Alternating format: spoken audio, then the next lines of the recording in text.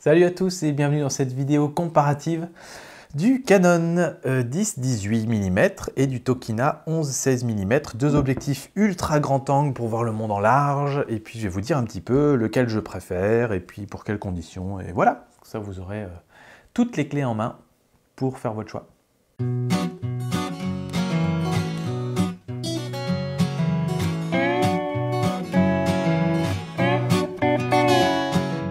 Alors c'est parti, en deux mots, très bien, très bien. Ils sont tous les deux très bien, ils sont tous les deux recommandables. En deux mots, pas cher, paysage, plus cher, plus lourd, mais plus de possibilités avec notamment astrophotographie. Voilà, c'est à peu près deux mots, un peu plus, mais quand même. Mes premières impressions. Hop, quand on prend le Tokina, première impression, il est lourd. Il est froid parce qu'il fait froid ici et parce qu'il est fait en métal.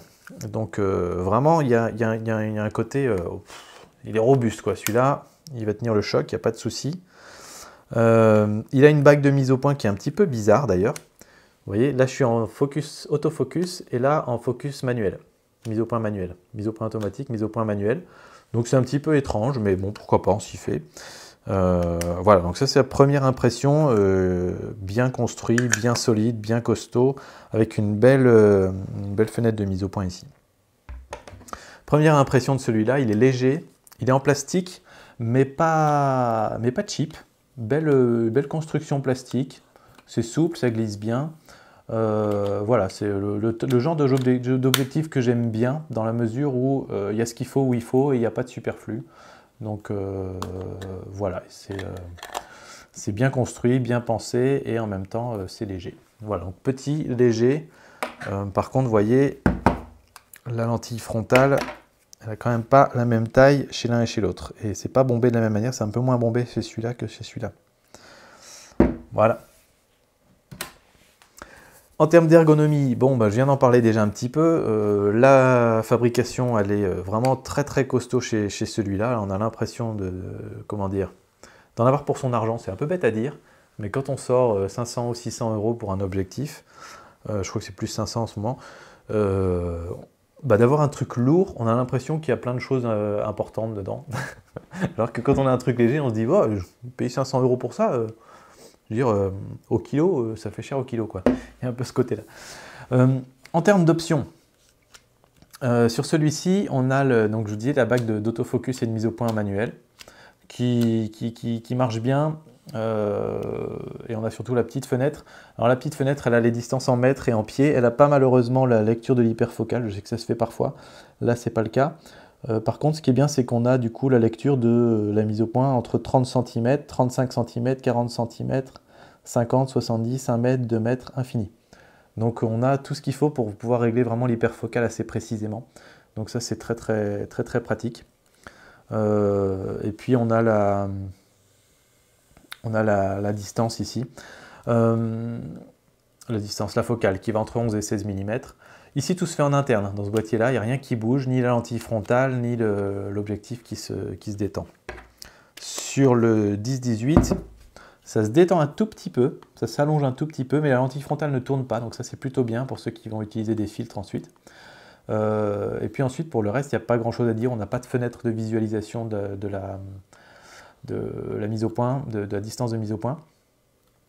On a le bouton, ici c'est les boutons classiques Canon, hein, autofocus, mise au point manuel, et on a un bouton stabilisateur. On n'a pas de stabilisateur sur l'autre.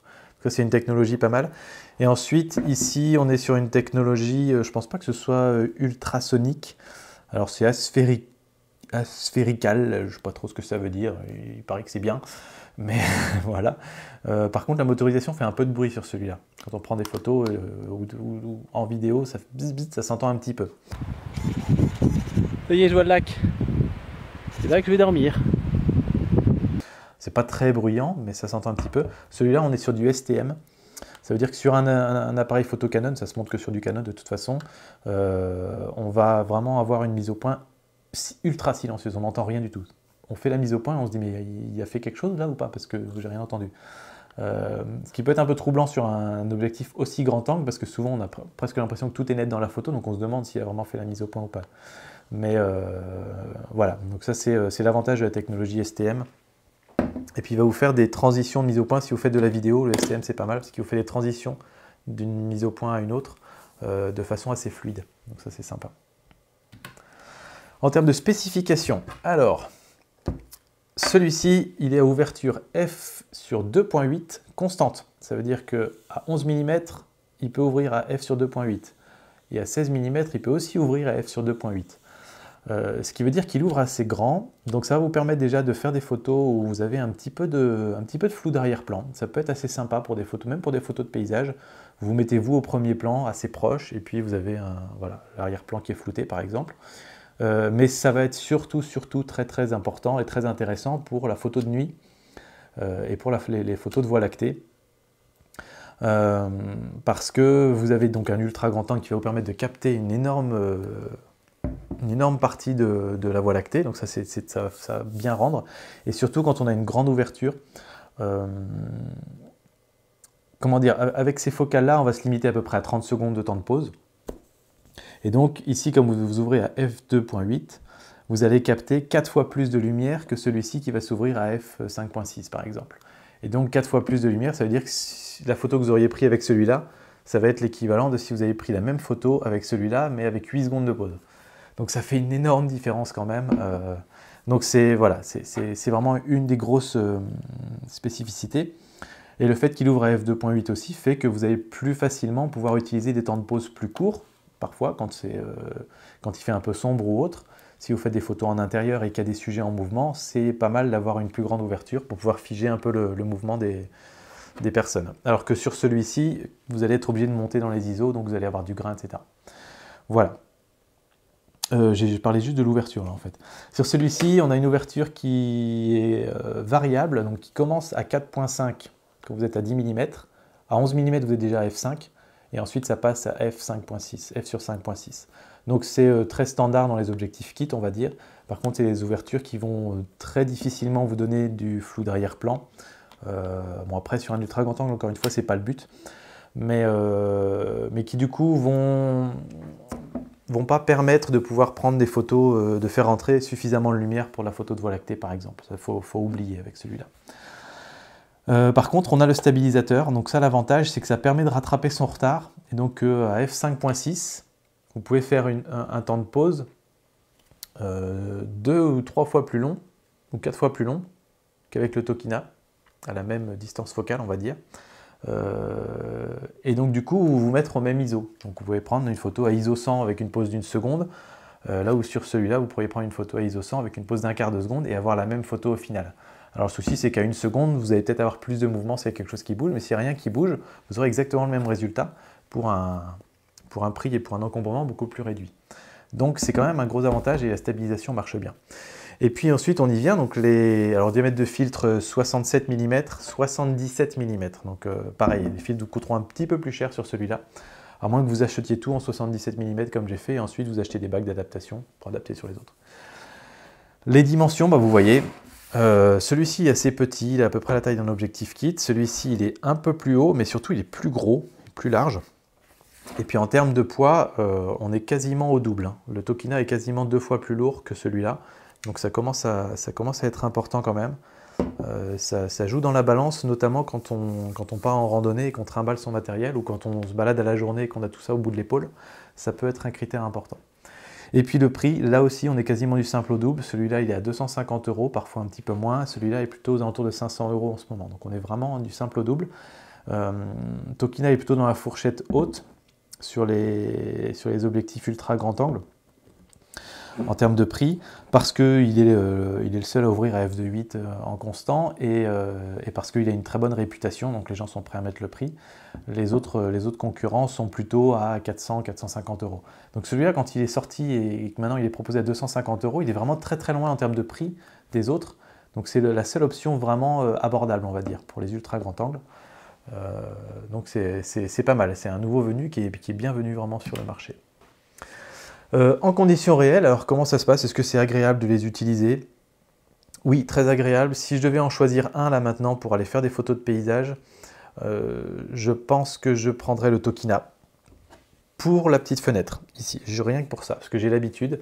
Je sais qu'en termes de piqué, ils sont exactement pareils tous les deux, mais la petite fenêtre ici qui permet de sélectionner vraiment la distance de mise au point, c'est super pratique parce qu'on se positionne sur le trépied, on choisit un petit peu son cadrage, etc. Et une fois que le cadrage est bon, je peux ici choisir et dire, bah tiens, je vais me mettre à 60 cm parce que je sais qu'à 60 cm, à telle ouverture, je vais pouvoir avoir tout net dans ma photo. Je vais utiliser l'hyperfocale.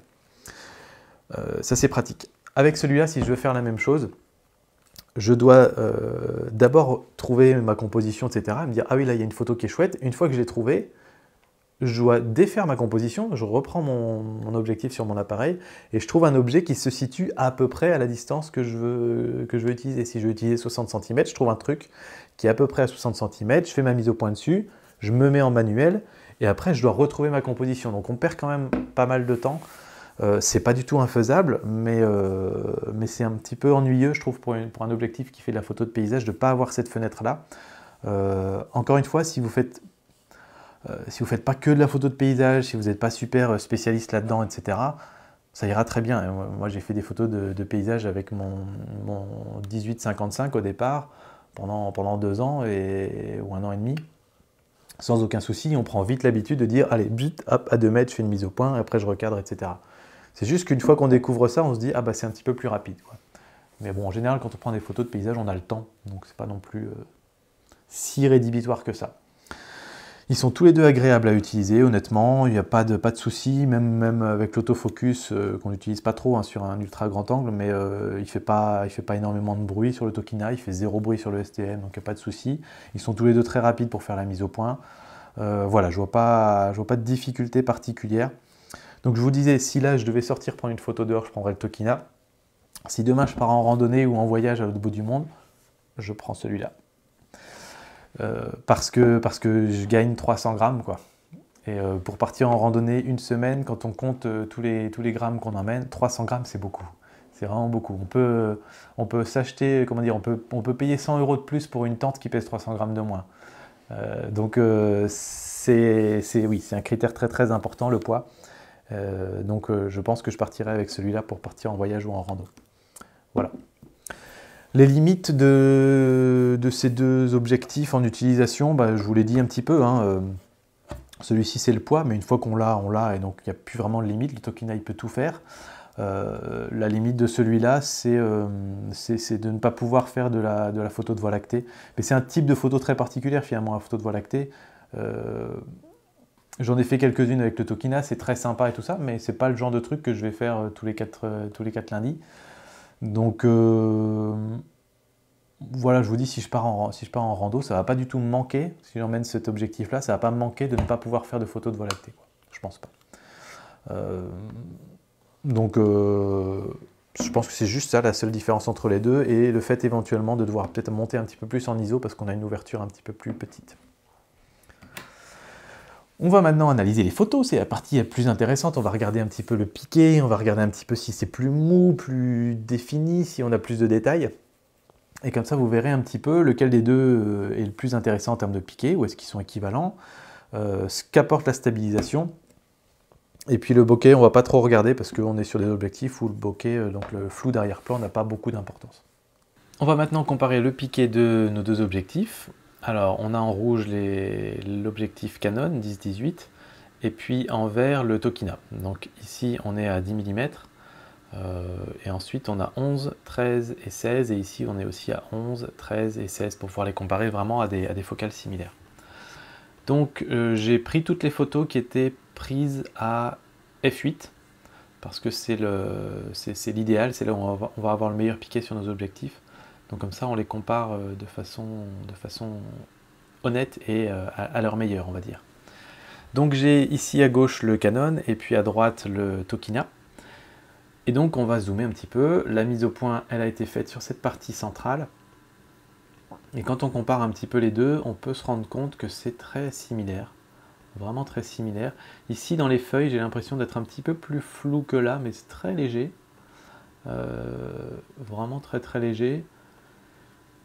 En termes de détails, c'est vraiment... voilà, j'ai l'impression que celle de Canon est un tout petit peu plus lumineuse. Il y avait peut-être un tout petit poil plus de lumière à ce moment-là. Mais c'est vraiment très très similaire. Voilà, on voit là-bas à l'horizon aussi. On a vraiment le même niveau de détail.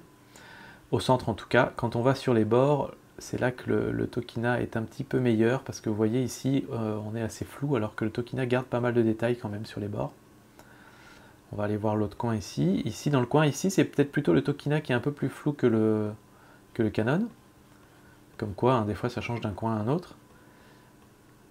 Ici, en termes d'aberration chromatique, c'est assez similaire sur les deux. Là, je dirais encore une fois le Tokina un peu plus flou. Et ici, là-haut, plutôt le Canon qui est plus flou que le Tokina. Donc, c'est les coins du haut, c'est le Tokina qui gagne. Les coins du bas, c'est le Canon qui gagne. Donc voilà, on a vraiment un ex-aequo, on va dire, total sur ces photos-là. Et donc, ça veut dire qu'en termes de piqué, on est très très bien du côté de chez Canon. Parce que pour un objectif qui coûte 2 fois moins cher que le Tokina, on a vraiment un piqué excellent. Donc ça, c'est une très bonne nouvelle. On va regarder ensuite à 13 mm. On va faire un petit peu plus vite parce qu'on va prendre moins souvent des photos comme ça. À 13 mm, j'ai la sensation d'avoir un petit peu plus de détails sur le Canon ici. Quand on va regarder là, oui, j'ai vraiment l'impression d'avoir un piqué un peu meilleur sur le Canon. Là, c'est plus net, c'est vraiment plus net. On va aller voir sur les bords. Enfin, je dis c'est plus net, c'est mon œil est gris, on va dire. Même là, ici, en haut, tout à l'heure, le Tokina était meilleur. Cette fois-ci, c'est le Canon. Alors, c'est à n'y plus rien comprendre. Ça change. Des fois, l'optique est bonne, des fois, elle est moins bonne. Ici, c'est toujours meilleur aussi. Et là, il y a même moins d'aberration chromatique. On voit sur la petite branche ici le violet qu'il y a sur le Tokina et on ne l'a pas ici. Alors, c'est des choses qui s'enlèvent hein, dans Lightroom. Là, je ne les ai pas enlevées. Mais là, ici, on est plus flou, hein, ça c'est sûr. Donc à 13 mm, vraiment victoire pour le Canon. Sans conteste, le Tokina reste très bon, hein, mais le Canon est un petit peu meilleur. Je suis étonné parce que quand on allait voir sur DxOMark, visiblement le Canon semblait meilleur à 10 mm f8 et après pour le reste il se faisait un peu laminer. Et non, il n'est pas dégueu en fait sur le reste aussi. En tout cas le modèle que j'ai eu moi. Et là on est à 16 mm. Et encore une fois, bien. Si je regarde un petit peu les deux, j'ai vraiment l'impression que c'est encore une fois un peu plus piqué du côté de chez Canon. Légèrement, hein, on voit un petit peu la différence. Ouais. Ouais. Non, c'est un petit peu mieux chez Canon. Alors, non, c'est indiscutable. C'est vraiment, c'est très subtil, mais là, bon, là sur le coin, là, c'est un peu moins subtil. On voit vraiment le flou là du côté de chez Tokina.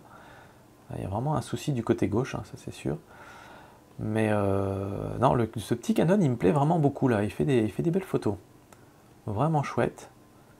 Voilà, si c'est le piqué qui vous intéresse, vous ne devriez pas avoir peur de ce petit Canon 10-18 parce qu'il marche vraiment bien. On a pu voir que à 4.5, si vous allez voir le test de l'objectif directement, de l'objectif 10-18, à 4.5, on est un peu moumou sur les bords quand même. Donc aux grandes ouvertures, je pense que c'est peut-être un petit peu mieux le Tokina. On va regarder quand même, tiens, si ça vous intéresse. Alors là, ici, c'est le 10-18 à f16. F5 à 11 mm, voilà. Est-ce que j'ai le même avec celui-là? F4. Bon, allez, on va comparer avec le F4. On va les mettre ensemble, juste pour regarder. Donc on a toujours le Canon à gauche, le Tokina à droite, donc toujours un petit peu meilleur au centre, même si là c'est assez similaire, un petit peu meilleur au centre quand même. Et là on retrouve ce flou à gauche, mais chez Tokina il est vraiment assez fort là. Vraiment très fort, surtout à gauche. Et si on va voir à droite, bah à droite c'est toujours mieux du côté du Canon, donc non, ça se vérifie même à des plus grandes ouvertures, donc voilà, ça c'est une info importante. Le Tokina, qui est réputé pour être vraiment pas mal, se fait un petit peu battre par le Canon, en tout cas entre le Tokina que j'ai et le Canon que j'ai, ça vaut ce que ça vaut, mais voilà le résultat de mes tests sur le piqué. pour ce qui est de la stabilisation, alors vous voyez que j'ai pris plein de photos, j'ai fait des séries de 10 photos à main levée pour voir un petit peu la différence. Et donc vous allez voir que c'est assez instructif, on va dire. Le Canon 10-18 et le Tokina 11-16, quand on ne met pas la stabilisation, ils font exactement les mêmes taux de déchets, on va dire.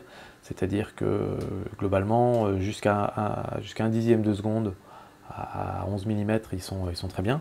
Et ensuite, à un cinquième de seconde, on commence à avoir à peu près la moitié des photos qui ne sont pas exploitables. Et à une seconde, on n'a plus qu'une ou deux qui sont exploitables. Et quand on enclenche le stabilisateur sur le 10-18, là, c'est là qu'il fait la différence parce qu'on arrive à avoir 6-7 photos qui sont exploitables à une seconde. Et donc les taux de déchets, entre guillemets, on retrouve les mêmes taux de déchets que ce qu'on avait à un cinquième de seconde sur les photos sans stabilisateur. Donc en fait, on gagne 2 stops vraiment, réellement. Et c'est assez impressionnant. Donc c'est un bon point. Je vais juste essayer de vous retrouver les photos qui ont été prises. Voilà, la 10-18 avec un temps de pause de 1 seconde. Pour vous montrer un petit peu. Donc ça, c'est pris sans stabilisateur. Voilà, donc on a toujours un peu de flou dedans. Ce que je vais faire, c'est que je vais vous montrer la partie zoomée ici pour que vous vous rendiez bien compte. Voilà. Donc tout ça, c'est pris sans stabilisateur. Alors c'est pas dégueulasse. J'ai fait plutôt un bon boulot quand même. Mais ça reste flou, quoi.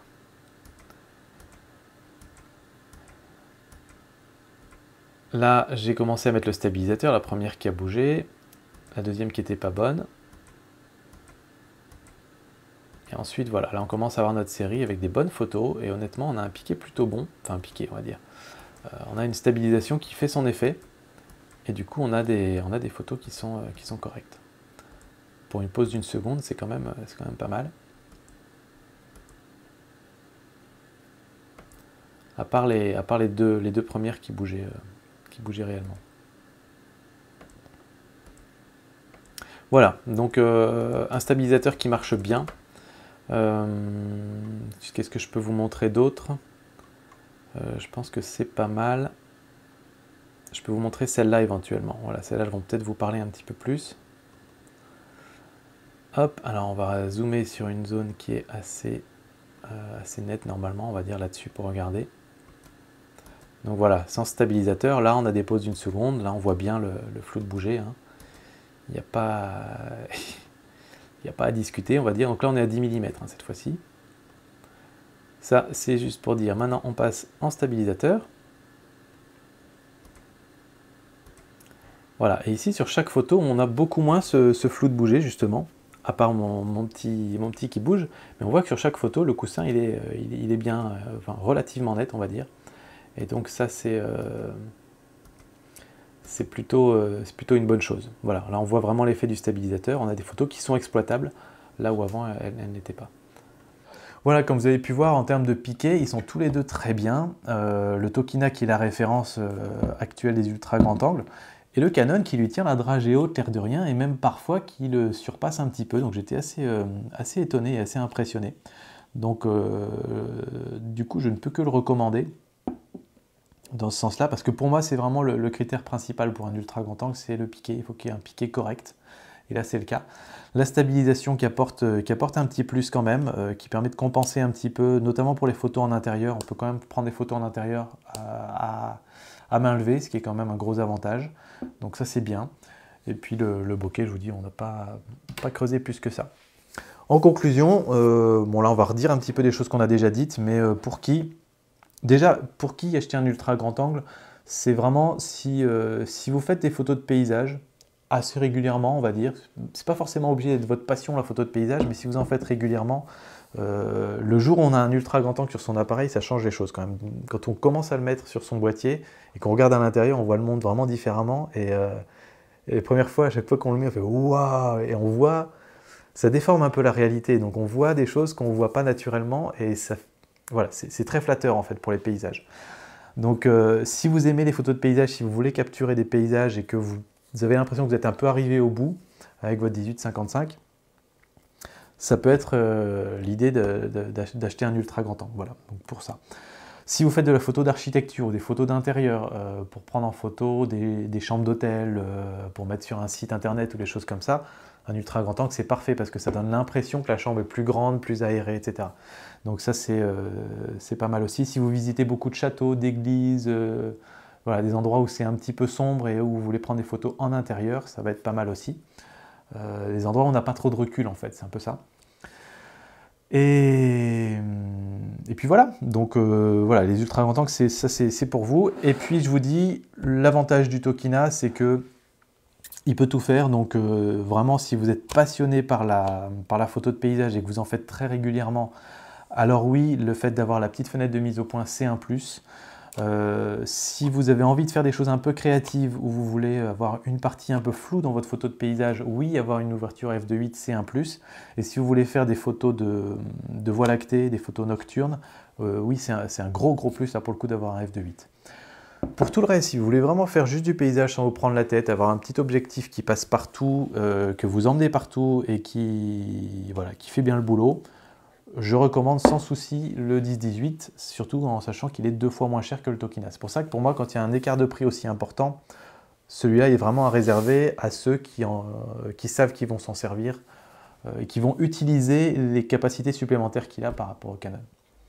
Et puis évidemment, et malheureusement, pour tous ceux d'entre vous qui sont chez Nikon et qui ne peuvent pas monter ça sur leur appareil, le Tokina, ça reste à mon sens la référence quand même. Pour les objectifs ultra grand angle. Voilà, donc autres options, pas trop, je recommande pas trop d'autres options pour l'instant. Si j'ai vu qu'il y avait a priori le Samyang 12 mm, je sais que le 14 mm existe, donc c'est focal fixe, mais 14 mm on est déjà un peu serré, 12 mm on a quand même déjà un angle de vue assez large. Ce serait intéressant de regarder. Alors, le truc, c'est que c'est une focale fixe, c'est tout en manuel. Mais par contre, vous allez avoir une fenêtre de mise au point, etc. Et il ne va pas être trop cher. Donc, ça vaut peut-être le coup de regarder et de voir notamment en termes de piqué s'il est bon ou pas. Pour l'instant, il n'a pas encore été testé sur des sites de test. Donc, je ne sais pas exactement ce qu'il vaut. Mais ça peut valoir le coup de regarder. Pour moi, c'est la seule option aujourd'hui qui peut avoir le coup. Il y a le Tokina 11-20 qui est sorti aussi, donc évidemment, à vous de voir si vous allez utiliser les 4 mm de plus de focale. Moi, j'en aurais pas trop l'usage, donc c'est pour ça que je ne le teste pas pour l'instant. Mais voilà, sachez qu'il existe. A priori, il devrait fournir à peu près les mêmes performances que celui-là. Il ouvre à f2.8 aussi en permanence.